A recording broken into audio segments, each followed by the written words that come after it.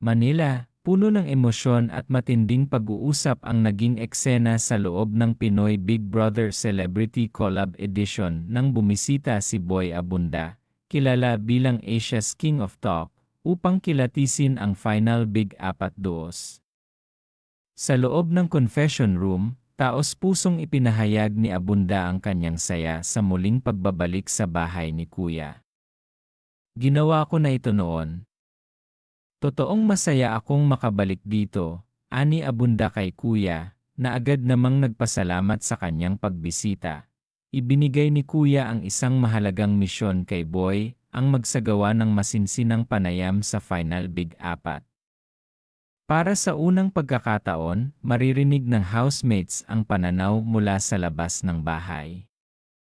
"Ito ang pinakamasarap, Kuya," ang magtanong na hindi alam kung anong mangyayari. "Para akong nasa safe space kapag may kausap akong hindi ko gaanong kilala. Gusto ko ang exploration, ang hindi inaasahan. At higit sa lahat, makakatulong ako sa bayan na mas makilala kayo," pahayag ni Abunda. Sa harap ng Big Apat Duos, ipinaliwanag ni Abunda ang kanyang layunin. "Ilang araw na lang at haharap na kayo sa Big Night. Ang aking assignment ay tulungan ang sambayanan na kilatisin kayo.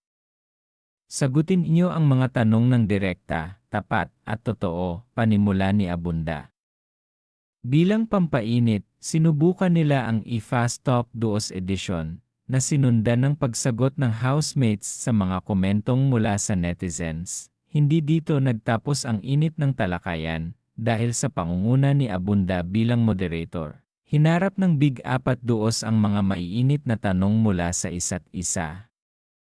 Matapang nilang ibinahagi ang kanilang pananaw, damdamin, at saloobin sa harap ng isa't isa at ng sambayanan. Bago ang pagbisita ni Abunda, una nang dumaan si unkabogable superstar Vice Ganda sa bahay at nagbigay inspirasyon sa mga housemates.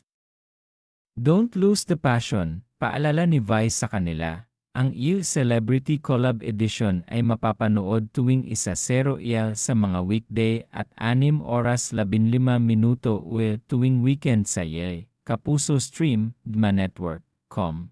Yed Pinoy Kapamilya Online Live, Iwant Si, at Iray. Kung gusto mong may dagdag na segment para sa Fast Talk questions or netizen reactions, sabihin mo lang, Ask Chat